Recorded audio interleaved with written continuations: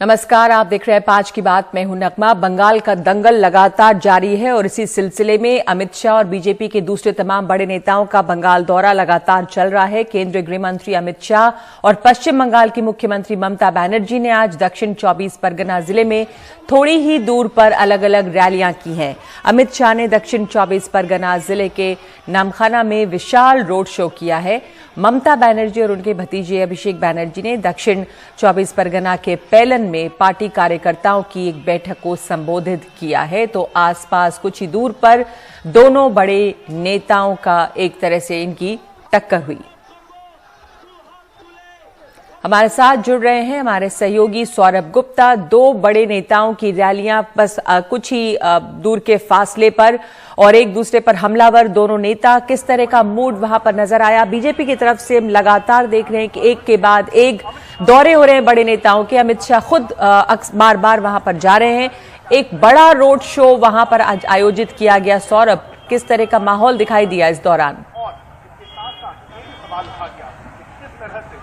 देखिए, अमित शाह का रैली आज गंगासागर में था और नामखाना में था, जो काकद्वीप में है, जो यहां से कुछ किलोमीटर दूर है। और ममता बनर्जी का रैली इस जगह कोयलान जिसे कहते हैं हम, वहां पे था।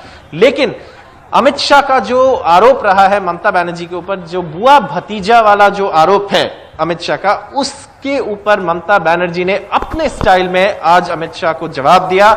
उन्होंने लोगों को बताया कि क्यों उन्होंने अभिषेक बनर्जी को राजनीति में लाए, कैसे अभिषेक बनर्जी ही काफी है बीजेपी को हराने के लिए। और साथ साथ उन्होंने ये भी बताया कि अभिषेक बनर्जी को भी कुछ साल पहले एक कार एक्सीडेंट में मारने की एक साजिश थी। और ये सारे चीजें बताते हुए उन्होंने अमित शाह के ऊपर जो आरोप अमित शाह ने लगाया उसका जवाब दिए। लोगों को बताया कि जो टर्म उन्होंने यूज किया बंगाली में, बोहिरागत गुंडा, जिसका अर्थ यह है कि बाहर से आने वाले गुंडा जो है, उनके बात पे आप मत आइए। दूसरी जो बीजेपी का आरोप है, जो बीजेपी लगातार कहते रहते हैं कि पश्चिम बंगाल में हिंदू खतरे में है, सरस्वती पूजा क्यों नहीं हो सकता है। ऐसा एक वीडियो कल ही बीजेपी ने अपने पेज पे डाला, उसके ऊपर भी ममता बनर्जी ने जवाब दी। ममता बनर्जी ने सिर्फ ये नहीं बताया, उन्होंने खुद सरस्वती का जो मंत्र है सरस्वती पूजा का, वो सुनाया यहाँ पे और लोगों से पूछा कि हिंदू कौन है, आप बताओ उनको। और तो जो आरोप अमित शाह ने किया, दोनों आरोप का ममता बनर्जी ने जवाब दिया। तीसरी जो बात अमित शाह ने की महिलाओं को लेकर, कि महिलाओं को आरक्षण दी जाएगी सरकारी नौकरी में, उसका भी जवाब ममता बनर्जी ने दी। ममता बनर्जी ने कहा कि यहाँ पे हमारे महिला और जो माँ बोन, जो उनका टर्म है, जो माँ, जो उनकी एक माँ माटी मानुष का जो थीम है, उसका एक अहम हिस्सा है। वो उन्होंने कहा कि वो ही लड़ेंगे बीजेपी के साथ। और साथ साथ उन्होंने कई और चीज कहा है, जैसे तृणमूल का कहना है कि देखिए, महिलाओं के लिए हम बहुत काम करते हैं, कन्याश्री जो है उनका स्कीम, जो है स्वास्थ्य साथी का जो कार्ड है, जो हेल्थ इंश्योरेंस का स्कीम है, जिसको लेकर भी बीजेपी का आरोप है और दोनों पार्टियों के बीच में लड़ाई है। उस पे भी वो जो कार्ड होता है वो महिलाओं के नाम पे आता है। तो सारे जो आरोप थे जवाब दिए। और खास करके जो बात है अभिषेक बनर्जी के लेकर, शायद ममता बनर्जी पहली बार इतने ज्यादा जो एक्सप्लेनेशन है वो भी दिया है कि क्यों वो राजनीति में आया, कैसे वो राजनीति में आया, क्यों उसे राजनीति में लाया गया है। क्योंकि बहुत सारे लोग ये आरोप अभिषेक बनर्जी पर लगाते हैं कि वो तोलाबाज है। तो ये सारे चीजों का जवाब ममता बनर्जी ने आज अमित शाह को दिया। और साथ साथ अमित शाह ने ये भी सवाल उठाया था, गंगासागर का ऐसी हालत क्यों है, शायद उन्होंने कहीं पे पूछा था, तो उसका भी जवाब ममता बनर्जी ने दी। तो कुल मिलाकर ममता बनर्जी ने बीजेपी के तमाम आरोपों का जवाब दिया है। अब देखना ये होगा कि लोग इससे कितने संतुष्ट हैं, क्या वो जवाबों से संतुष्ट होते हैं और बीजेपी जो सवाल उठा रही है वो कितने ज्यादा प्रभावी होंगे। बहुत धन्यवाद आपका सौरभ। रोड शो से पहले गृह मंत्री अमित शाह ने दक्षिणी 24 परगना में बीजेपी की परिवर्तन यात्रा को भी हरी झंडी दिखाई है। अमित शाह ने नामखाना में चुनावी सभा को संबोधित किया है और टीएमसी पर निशाना साधते हुए कहा कि टीएमसी के गुंडों ने बीजेपी के 130 कार्यकर्ताओं को मारा है। अमित शाह ने कहा कि टीएमसी सरकार ने बंगाल में घुसपैठियों को जगह दी है। हमारी सरकार एक एक घुसपैठिए को बाहर निकाल देगी। बंगाल में दुर्गा पूजा करने के लिए आज अदालत में परमिशन लेनी पड़ती है। बीजेपी के दबाव के बाद ममता बनर्जी भी सरस्वती पूजन कर रही हैं।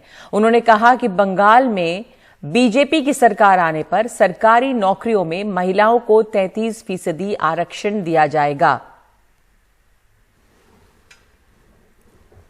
पार्टी की लड़ाई ये बंगाल को सोनार बांग्ला बनाने की लड़ाई है और ये लड़ाई हमारे बूथ के कार्यकर्ता और तृणमूल कांग्रेस की सिंडिकेट के बीच की लड़ाई है। सिंडिकेट के बीच की लड़ाई। यहां पर जो तुष्टीकरण चल रहा है वो तुष्टीकरण बंद कर आप दुर्गा पूजा, सरस्वती पूजा और रामनवमी को ढंग से मना पाओ, इसको परिवर्तन कहते हैं मित्रों, इसको परिवर्तन कहते हैं। सरकारी नौकरियों में इतनी सारी माताएं बहनें बैठी हैं, सरकारी नौकरियों में 33% से ज्यादा आरक्षण भारतीय जनता पार्टी की सरकार बंगाल में देगी। पश्चिम बंगाल की ममता बनर्जी सरकार में मंत्री जाकिर हुसैन पर कल रात को बम से हमला किया गया है। मुर्शिदाबाद के नीम टीटा रेलवे स्टेशन पर हुए इस हमले में मंत्री सहित 4 लोग घायल हो गए हैं। यह हमला उस वक्त हुआ जब मंत्री जाकिर हुसैन ट्रेन पकड़ने के लिए प्लेटफॉर्म पर मौजूद थे। इस दौरान कुछ टीएमसी समर्थक भी वहां थे। घायल मंत्री को पहले एक स्थानीय अस्पताल ले जाया गया और फिर उसके बाद एम्बुलेंस से कोलकाता ले जाया गया। ये घटना कैमरे में कैद हो गई। बम से जैसे ही हमला हुआ उसके बाद लोग इधर उधर भागते हुए नजर आ रहे हैं। ये वीडियो जो दिखाई दे रहा है आपको, ये वो उस बम विस्फोट का वीडियो था। ये मुर्शिदाबाद में का ये वीडियो है जहां पर यह हमला हुआ है। पश्चिम बंगाल में मुर्शिदाबाद में ये हमला हुआ है जिसमें कि मंत्री के सहित 4 लोग घायल हैं। हमारी सहयोगी मोनिदीपा बैनर्जी इस पर और जानकारी दे रही हैं। SSKM अस्पताल कोलकाता, यहाँ के ट्रॉमा केयर सेंटर पर आज हलचल मची हुई है। सुबह से मंत्री, मुख्यमंत्री, नेता सभी आए हैं यहाँ पे पता करने के लिए कि जो 13 लोग यहाँ पे भर्ती हैं जिन्हें जख्म मिला मुर्शिदाबाद रेलवे स्टेशन पे बॉम्ब ब्लास्ट में कल रात को, वो कैसे हैं। उन 13 लोगों में से मंत्री भी हैं, जाकिर हुसैन लेबर मंत्री, जिनको काफ़ी चोट लगी है। उनका आज कुछ देर पहले सर्जरी हुआ है। बाकी जो लोग हैं, एक मंत्री फिरहाद हकीम का कहना है जो हैं उनमें से 4 लोगों का हालत काफ़ी क्रिटिकल की तरफ है। नज़र रखा जाएगा उनके हालत पर इस बीच इस मामले को लेके राजनीति शुरू हो गई है। ममता बनर्जी ने आके यहाँ पे साफ कहा कि ये एक कॉन्स्पिरेसी है, प्री प्लान्ड है और जो एक्सप्लोजन हुआ वो रिमोट कंट्रोल से डेटोनेट किया गया। उनका कहना है कि ये घटना घटी रेलवे प्रॉपर्टी पे, तो रेलवे का दायित्व होता है कि क्यों कोई सिक्योरिटी नहीं था प्लेटफॉर्म पे, प्लेटफॉर्म क्यों अंधेरा था, आरपीएफ कहाँ था, रेलवेज कहाँ थी। तृणमूल के जो और मंत्री हैं उनका तो कहना है कि ये जो हादसा है इसके पीछे बीजेपी का रिस्पॉन्सिबिलिटी है। ममता बनर्जी ने उसी तरफ पॉइंट किया है। फिरहाद हकीम अर्बन अफेयर्स मंत्री, उन्होंने तो साफ कहा कि बीजेपी ने जाकिर हुसैन को कुछ दिनों से कुछ ऑफर किया था कि आप तृणमूल में ना काम करें, हमारे साथ आ जाए। इसको लेके राजनीतिक गर्मागर्मी पश्चिम बंगाल में बढ़ गई है। बीजेपी का कहना है ये सब तृणमूल के अंदरूनी झमेला के कारण हुआ है। वो कह रहे हैं एक गाय स्मगलिंग का केस है मुर्शिदाबाद में, उससे किसी तरह शायद जाकिर हुसैन उसे प्रोटेस्ट कर रहे थे, उसी कारण ये बम का हादसा हुआ है। ये तो इन्वेस्टिगेशन का मामला है। इस बीच अधीर रंजन चौधरी कांग्रेस के, उन्होंने दावा किया है कि ममता बनर्जी जब कह रही हैं कि ये एक रिमोट कंट्रोल बॉम्ब ब्लास्ट है, एक कॉन्स्पिरेसी है, तो ज़रूर एनआईए को बुलाना चाहिए इस मामले को इन्वेस्टिगेट करने के लिए। और पश्चिम बंगाल में ऑलरेडी इलेक्शन लेके जो वायलेंस का एक डर है उसका मात्रा अब बढ़ गया है इस मुर्शिदाबाद बॉम्ब ब्लास्ट कांड के बाद। अनिरुद्ध त्रिपाठी के साथ मोनिदीपा बैनर्जी, एनडीटीवी इंडिया। और अब बंगाल से आगे बढ़ते हैं। एक बीजेपी में लोगों के शामिल होने का भी सिलसिला जारी है। मेट्रो मैन के नाम से मशहूर ई श्रीधरन बीजेपी में शामिल होंगे। 21 फरवरी को केरल में बीजेपी की विजय यात्रा के दौरान ई श्रीधरन बीजेपी ज्वाइन करेंगे। खास बात यह है कि 88 साल की उम्र में राजनीतिक पारी शुरू कर रहे हैं श्रीधरन। इस साल वो केरल विधानसभा का चुनाव भी लड़ेंगे। 2011 में वो दिल्ली मेट्रो के प्रमुख के पद से रिटायर हुए थे।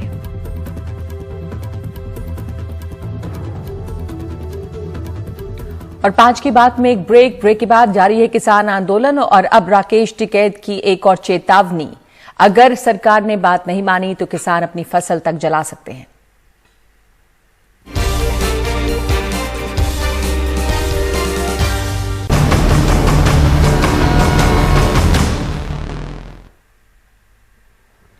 तो किसानों का रेल रोको आंदोलन रहा। आज रेल रोको आंदोलन के बीच किसान नेता राकेश टिकैत ने केंद्र सरकार को एक बार फिर से एक तरह चेतावनी देते हुए कहा है कि सरकार इस गलतफहमी में नहीं रहे कि किसान फसल की कटाई के लिए वापस जाएंगे। यदि वो मजबूर करेंगे, यानी अगर सरकार मजबूर करती है तो हम अपनी फसलों को जला देंगे। टिकैत ने कहा कि सरकार को ये नहीं सोचना चाहिए कि विरोध 2 महीने में खत्म हो जाएगा। हरियाणा के हिसार जिले में आयोजित किसान महापंचायत को संबोधित करते हुए टिकैत ने कहा कि सरकार किसानों के सब्र का इम्तिहान ले रही है। उन्होंने कहा कि कानून वापसी तक किसान कहीं जाने वाला नहीं है। ये 2 महीने में आंदोलन खत्म। आपको हाथ उठा के करना पड़ेगा कि एक फसल की कुर्बानी की जरूरत पड़ी तो खड़ी फसलों में आग लगानी पड़ेगी। हटाओ। सरकार गलतफहमी में न रहे कि किसान फसल कटाई पे गांव आएगा। अगर ज्यादा बकवास सरकार ने करी तो कसम खाएगा एक किसान खड़ी फसल में आग लगाएगा। अपनी एक फसल की कुर्बानी देंगे तो 20 साल तक किसान जिंदा रहेगा। एक का दाना नहीं देंगे, अपने घर जो का दाना रखेंगे, दूसरी फसल में खड़ी में आग लगवा देंगे। ये गलतफहमी मत पड़े किसानों के प्रति। ये 2 महीने में आंदोलन खत्म हो जाएगा। हम फसल भी काटेंगे और आंदोलन भी चलेगा। और दिल्ली की एक का कील काट गाड़ी है, एक का कील दिल्ली की जो गाड़ी है। अगला टारगेट 40 लाख ट्रैक्टर का है। पूरे देश भर में जाएंगे, 40 लाख ट्रैक्टर को इकट्ठा करेंगे। तो राकेश टिकैत ये चेतावनी दे रहे हैं सरकार को। इधर आज रेल रोको आंदोलन चला। केंद्रीय कृषि कानूनों को वापस देने की मांग पर जोर देते हुए 4 घंटे के लिए रेल रोको आंदोलन किया गया। देश के कई राज्यों में किसान पटरियों पर बैठ गए। सोनीपत, अंबाला, जींद में किसानों ने ट्रेनें रोकी। कुछ ट्रेनों की आवाजाही प्रभावित हुई है।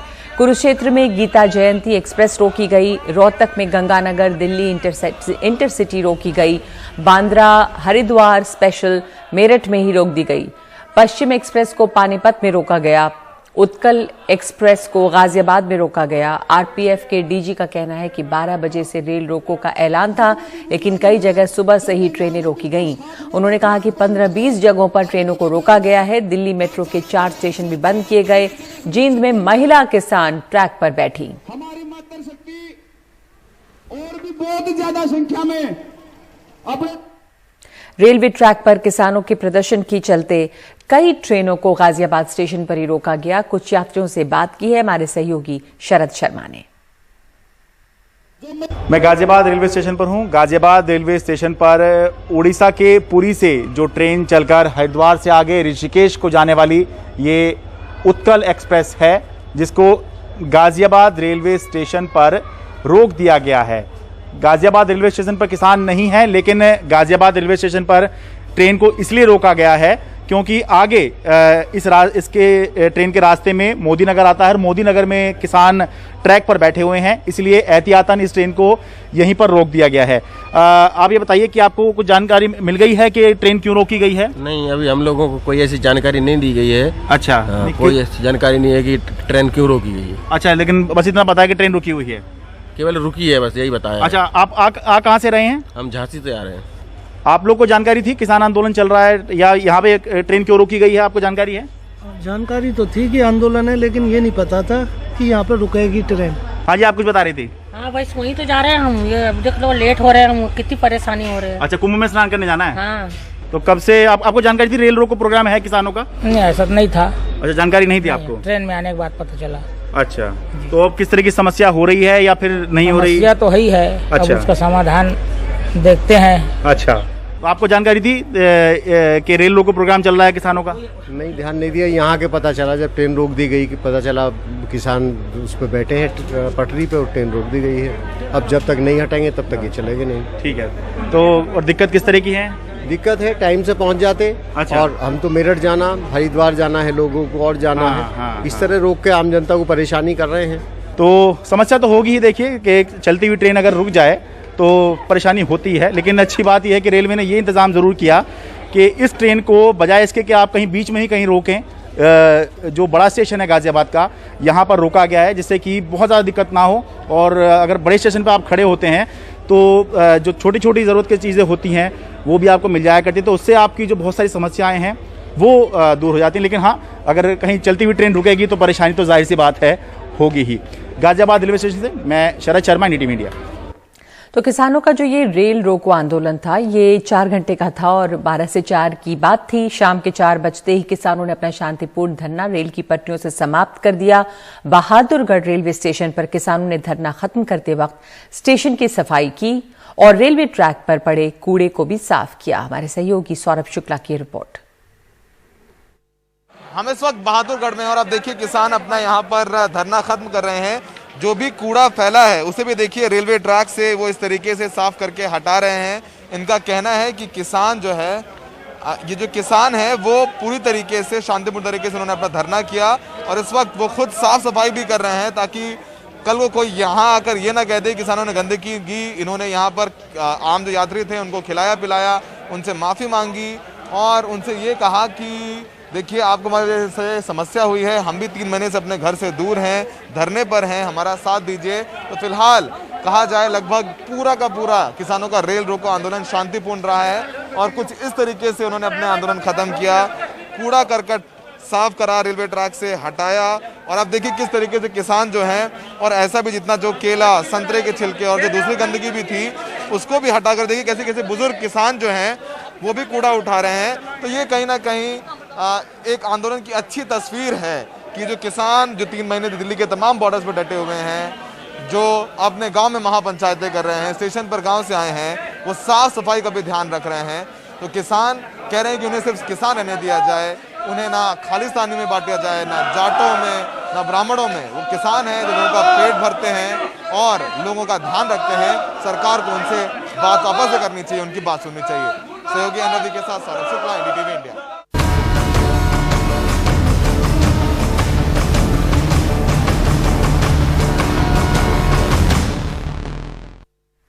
आज की बात में इस वक्त एक ब्रेक और ब्रेक के बाद खबर उत्तर प्रदेश के उन्नाव की, जहां पर एक बार फिर महिलाओं के खिलाफ अपराध का मामला सामने आया है। 2 लड़कियों की संदिग्ध मौत।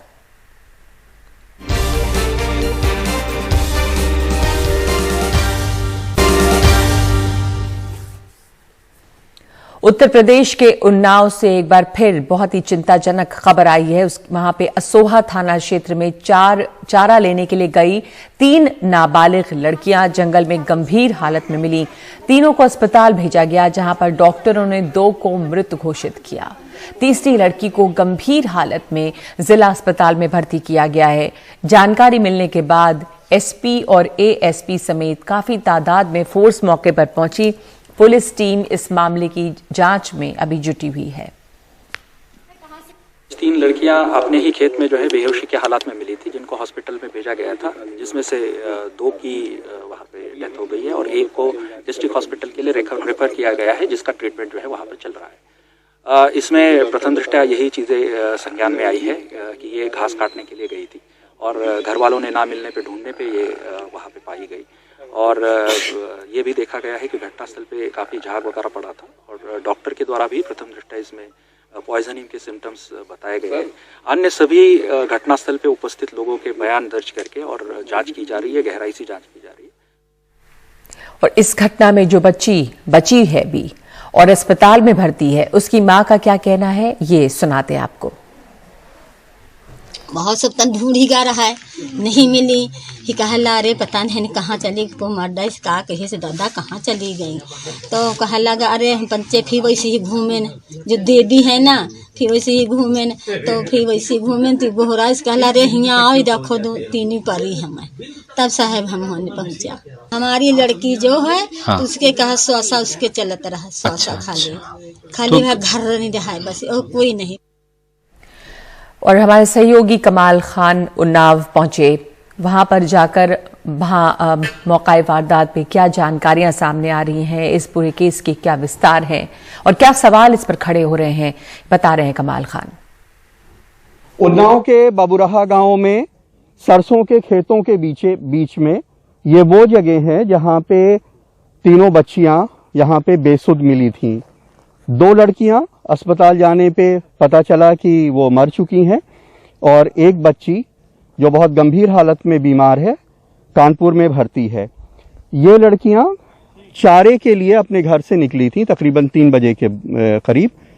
तकरीबन 6 बजे के करीब जब वो अपने घर नहीं पहुंची तो उनके परिवार के लोग उनको ढूंढने के लिए आए और ढूंढते ढूंढते जब वो यहाँ पहुंचे हैं तो इस जगह पे तीनों लड़कियां उनको मिली हैं। ये जगह जो अभी थोड़ी खाली हो गई है, ये लोगों के कदमों से रौंदने की वजह से खाली हो गई है। जब लड़कियां यहाँ पे मिली हैं तब सरसों के खेत उसी तरह पूरे खड़े हुए थे, पेड़। यहाँ पे बहुत सारे लोग आए हैं, पुलिस के लोग आए हैं, गांव के लोग आए हैं, जिससे ये जगह इस तरह की हो गई है। तो बहरहाल उनमें से एक लड़की जो है जिंदगी के लिए कानपुर में संघर्ष कर रही है और 2 लड़कियां मर चुकी हैं जिनका पोस्टमार्टम हो चुका है। उन्नाव में राजेश गुप्ता के साथ कमाल खान, एनडीटीवी इंडिया। तो एक बार फिर सवाल उठाती है कानून व्यवस्था पर, महिलाओं के प्रति जो लगातार हिंसा हो रही है उत्तर प्रदेश पर, जिन सवालों के जवाब बाकी हैं भी। इस वक्त 5 की बात में हम एक ब्रेक ले रहे हैं। ब्रेक के बाद दक्षिण अफ्रीका के ऑलराउंडर क्रिस मॉरिस अब तक की सबसे ऊंची कीमत में बिकने वाले खिलाड़ी बने।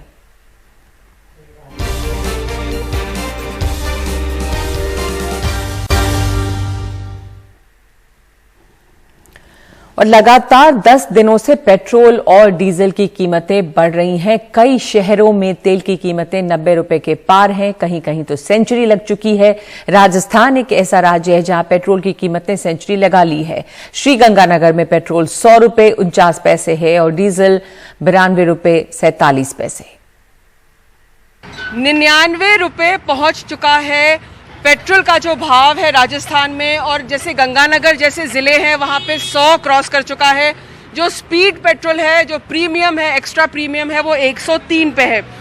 जाहिर है करीब करीब सबसे ज़्यादा है देश में। 99 रुपए पे है पेट्रोल। हाँ जी, 99 रुपए लीटर पेट्रोल है। तो कितना मुश्किल हो रहा है? आप क्या काम करते हैं? मैं सब्जी की दुकान लगाता हूँ, बहुत मुश्किल होता है। हाँ। जो 100 रुपये का पेट्रोल डलाते हैं 2 दिन चल पाता है। हाँ।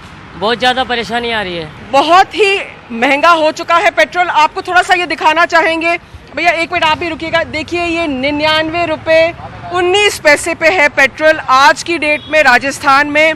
कल ये करीब 95 पे था, कल या परसों 96 पे। हाँ, कल 96 पे था, आज 99 पे पहुंच चुका है। और गंगानगर जैसे ज़िले में 100 पे है और जो एक्स्ट्रा प्रीमियम जो पेट्रोल है वो 103 पे है गंगानगर में। भैया आम आदमी के लिए कितना मुश्किल है ये पेट्रोल का? इस महंगाई के ज़माने में तो जीना ही मुश्किल है, गाड़ी चलाना तो बहुत दूर की बात है। हाँ। मैं एक रेल कर्मचारी हूँ। हाँ। और कम से कम 15 से 20 किलोमीटर मेरी गाड़ी चलती है। हाँ। अभी ये आप 99 रुपये कुछ पैसे बता रहे हो, मैंने 100 रुपये में 100 रुपये का लीटर लिया है अभी जस्ट आपके सामने। 100 रुपये दिए हैं, वो देखो सामने ही है। ठीक है। तो महंगाई की जो मार है वो आम आदमी पे पड़ती दिखाई दे रही है। और जो पेट्रोल के दाम है राजस्थान में शायद सबसे ज़्यादा है। गंगानगर का जो ज़िला है वहाँ पर कोई डिपो नहीं है आसपास, इसलिए वहाँ पर जो पेट्रोल है जोधपुर से आता है और वहाँ जो पेट्रोल है वो 3 से 4 रुपये ज़्यादा महंगा है। वैसे भी जयपुर में आप देख रहे हैं कि 99 रुपये क्रॉस कर चुका है पेट्रोल। जयपुर से हर्षा कुमारी सिंह, एनडीटीवी इंडिया। और अब बात क्रिकेट आईपीएल की टीमों के लिए खिलाड़ियों की नीलामी चल रही है और सबसे बड़ी कीमत पर दक्षिण अफ्रीकी ऑलराउंडर क्रिस मॉरिस बिके हैं। उन्हें राजस्थान रॉयल्स ने 16.25 करोड़ में खरीदा है। नए रिकॉर्ड पर आपका क्या आकलन है संजय? ऑलराउंडर की काफ़ी मांग है इस आईपीएल की। अगर हम बात करते हैं मिनी ऑक्शन की बात करते हैं तो आईपीएल खिलाड़ियों जो ऑलराउंडर खिलाड़ी उन पर ज़्यादा जोर है फ्रेंचाइजीज का। और एक और हम बात कर रहे हैं क्रिस मॉरिस के रिकॉर्ड की बात कर रहे हैं, क्रिस मॉरिस के रिकॉर्ड की बात कर रहे हैं, रिकॉर्ड प्राइस पर बिके हैं। लेकिन एक अनकैप्ड प्लेयर भी है, कृष्णैया गौतम है उनका नाम, उन्होंने चेन्नई सुपर किंग्स ने उन्हें खरीदा है और वे हरभजन सिंह को अपना आइडल मानते हैं, उनकी तरह ही बॉलिंग करते हैं, कॉपी करते हैं। हरभजन सिंह नहीं बिके, उनके गुरु नहीं बिक पाए अभी तक तो, लेकिन उनके जो शिष्य हैं गौतम, उन्हें चेन्नई सुपर किंग्स ने खरीदा है। तो कई दिलचस्प आंकड़े आप देख रहे हैं किस तरह की जो फ्रेंचाइजीज हैं वो युवा खिलाड़ियों पर ज़्यादा पैसा लगाने की कोशिश कर रही है, उन्हें खरीदने की कोशिश कर रही है। 61 खिलाड़ियों के लिए जगह है। अभी तक जो भी बड़े खिलाड़ी हैं उसमें मैक्सवेल और क्रिस मॉरिस सबसे आगे हैं। मैक्सवेल के पिछले पंजाब ने उन्हें रिलीज कर दिया था, उनका परफॉर्मेंस बहुत ज़्यादा अच्छा नहीं है, फिर भी उन पर 14 करोड़ के करीब की बोली लगी है। जी शुक्रिया आपका। जैसा आपने कहा ऑलराउंडर की काफ़ी डिमांड है और इसलिए शायद दक्षिण अफ्रीकी ऑलराउंडर क्रिस मॉरिस ने एक रिकॉर्ड बनाया है। 16.25 करोड़ में उन्हें खरीदा गया है, जो युवराज सिंह के रिकॉर्ड को तोड़ता है। बहुत बहुत शुक्रिया आपका संजय इस जानकारी के लिए। और इस वक्त 5 की बात में इतना ही।